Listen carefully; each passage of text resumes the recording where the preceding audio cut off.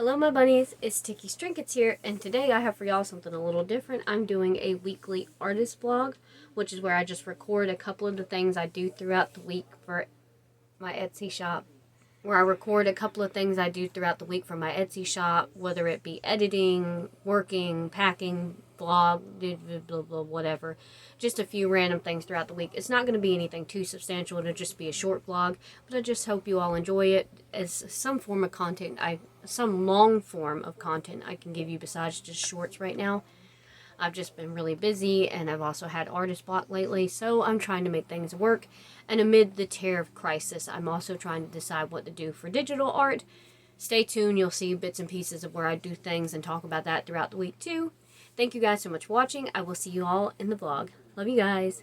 Bye-bye my bunnies. Don't forget to like, comment, and subscribe. Bye-bye.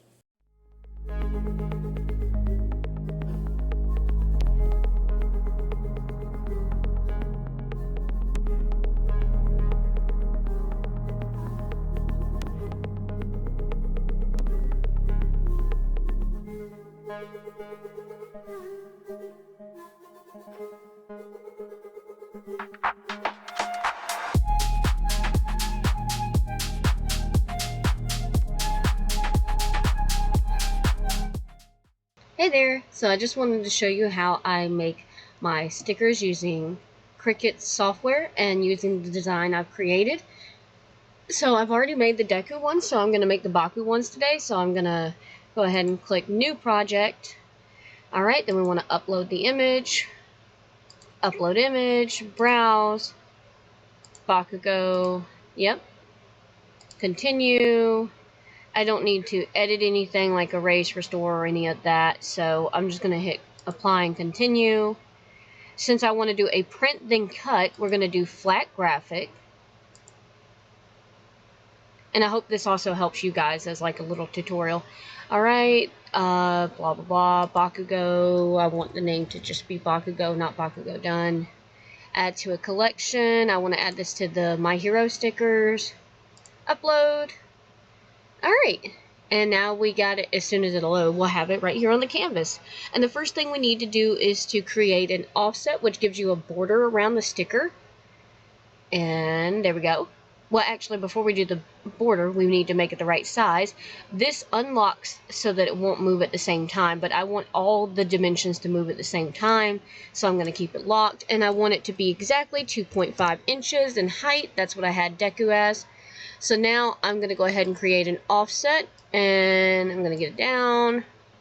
And what I used for Deku, I believe, was 0.070, so that's what I'm going to hit here. Alright, yep, that looks about right. And I'm going to keep it with rounded corners because it's cuter than sharp edges. Apply. Now, it's black, but we're going to change it to gray just for this example. And we're going to have to flatten both these layers over here, because if you don't, it's going to do that and it won't move together. So I'm going to hit undo, and then I'm going to take this, highlight both, and flatten.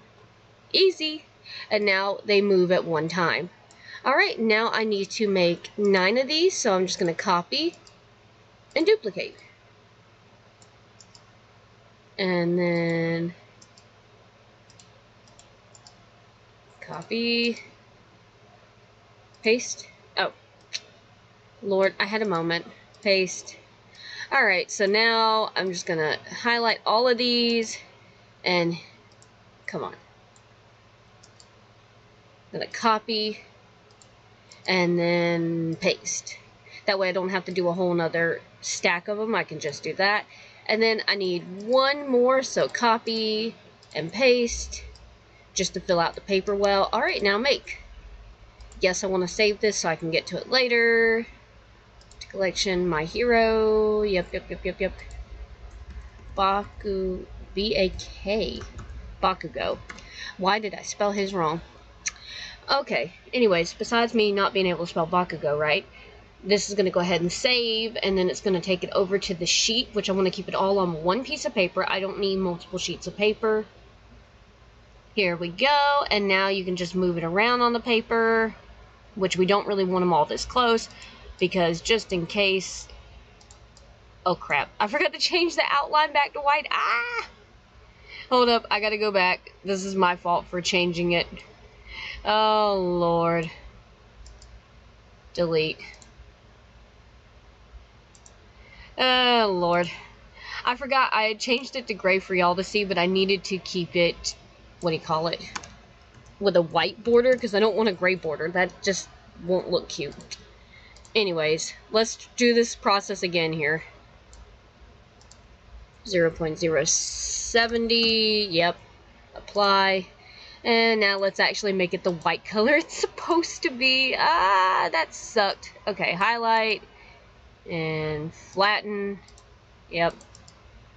Copy, paste, paste, paste. I feel like I can get a couple more Bakugos though than I did with Deku, so I'm actually gonna do, I think, 10. Paste. So let me go ahead and do 2 extra. Paste. Alright, and now let me just highlight these 4, copy, and paste. And you don't want to attach these or they'll all become one layer, so just leave it just like that. There we go. Alright. Save. Save. Because I'm an idiot. Alright. There we go. Now it's 2.5 inches, not counting the border around it. That makes it a little bit bigger. And then with the border, and now we hit make.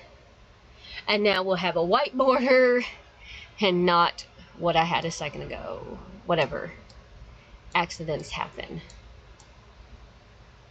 And you want to keep it inside the cut line layer here. So I'm just going to take these and move these up slightly.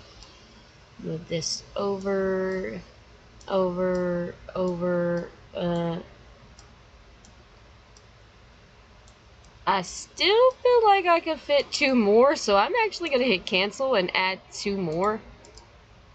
Copy, paste. I just want to get as much use out of this sheet of paper as I can. I also want to waste as much of my printer ink as I possibly can. By the way, I'm using a Canon printer scanner copier called the MG 3600, I believe. 3600. You'll probably see it in just a few minutes on the settings. Okay, let's move this over, move this over, move this over. Move these up, actually. Giving them a little room to breathe. Because when it cuts the border, we have to account for that, and you don't want the border on one of them to cut into the other. Okay. And yeah, you can just use your, like, mouse to drag. Or, pardon me, your keys to just move them left, right, up, down. But I'm using my mouse to drag because it's just a little bit faster this way. Okay. Okay. Alright, I think that's good. And it shows it's only on 1 sheet of paper. 8.5 by 11, because that's the size I use. Continue. Alright, now it's connecting. Which I already have my Cricut on, and I already have my printer turned on. Then you have to play around with the cut settings on your Cricut, like on the digital or on the physical machine as the base material. I have my base material set to default pressure, and I currently have it on cardstock, because I had it on cardstock plus, which let me show you what that looks like when you change it. But cardstock plus actually did cut a little bit on Deku. I didn't want it to, so I'm doing cardstock because this is glossy photo paper, glossy sticker paper, but I register it as glossy photo paper. It's just, this is the way I have it set up so that it'll cut without cutting things it's not supposed to. Let's just put it like that. Send to printer. Yep, we want to make sure it looks good. Yeah, all that good stuff. As you can see, this is what I'm talking about. It says, required white matte material like sticker paper, printable vinyl, or printer paper is necessary for print and cut. That's not true. I used YouTube and Googling and found a backdoor way to get around that, so I can still use glossy photo paper. Or glossy sticker paper. Pardon me. Now I'm just loading this into the printer, and as you can see, my Canon is a MG 3600. I don't need a bleed because we already did a bleed layer. We're going to do system dialog, and again, this is just the best way I found to do it for me. Alright, so preferences, I'm going to go ahead and click standard quality. Believe it or not, that works best for mine. Then photo paper and glossy photo paper. Okay. And then we're going to click print. And I'm going to do some meta recording here. I'm going to record with my phone at the same time. It prompts me to let me know that I need the shiny side down, which is what I've done. Alright. Now it's working on printing, which I'm recording that right now. And I do have a nice little setup over here in order to get everything cut and looking nice and pretty. Which I need to go ahead and take that clear thing off, but I guess I'll leave that on for now. It does sound a little crunchy, but that's just how it sounds. Alright, now it's going to print that, which don't mind me. I'm going to check and see how much ink I got. I just changed my ink cartridge. But this does eat a lot of ink. Alright, still waiting on it to print. And then once this is done, I'm just going to load it on this mat. Go ahead and peel it. And yes, my mat is very dirty, but you know what I found out? The dirtier the better, because it sticks better. I have a Cricut roller specifically for rolling the stuff onto it. Still looking good. No smudging, no misprinted. Everything looks great. I feel like I got that a little too close to the cut lines, but we're going to see how that's going to print. Also, I have them all facing upright, but you can actually take each individual image and turn it around if you need to. That way it will give you a little bit more space if you have to. Alright, there we go. Now let's just take it, line it up with the top left corner here. Alright, and in order to make these lines actually register, because it's glossy and not matte, and that's all the digital part. Now we're getting into the physical part. Alright, and now we're going to hit the Cricut button, and we're going to start. I already got the base material set and everything. And yes, I do have a window back here, but it is just far enough away for this to be able to reach. Oh, I did want to turn the light off. Hold up. Hold up. I feel like it just helps with the registration reading a little bit easier. Not as easy as daytime, because, you know, daytime we still got the sunlight here. But it is what it is. See, that's what we want. We want it to be able to travel nice and easy and no hiccups. Because once it starts, like, jinking and jerking everywhere and doesn't move over to the next one fast, that means you got some problems. It's not reading them lines. It's still scanning, but pretty soon it's going to start cutting. And once it starts cutting, I turn the light back on, which I'm about to now. Because believe it or not, that doesn't really affect it once it's already scanned the lines. And now I'm just going to go in here and make sure it's actually cutting how it's supposed to. Oh yeah, look at that.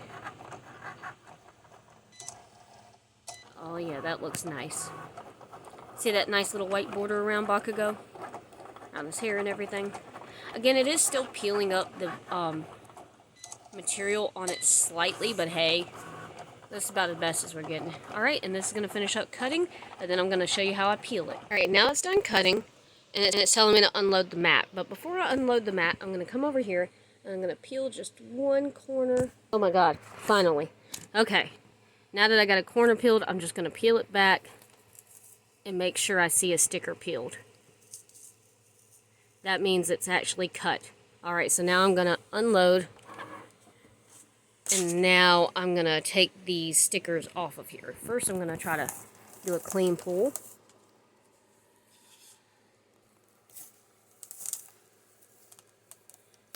Hey! It's so rare that a clean pull like that actually happens. Next, I'm going to get my handy dandy tools, which I have two I really like to use. This pointy tool, and then this squeegee tool here. I'm going to use the sharp tool to just come to the edge of one of their hairs, because why it's best from the top, I don't know. And just slightly pull it as you saw, and then just take this piece under it and gently rake it up. And ta-da! We have a cute little Bakugo sticker. And now I just got to repeat this the rest of the way. But isn't that just adorable? I freaking love it, and it came out perfect. The right size, the right border, the right colors. Still has all the details and depth and gradients and everything. Alright, now I'm going to go ahead and peel the rest of these.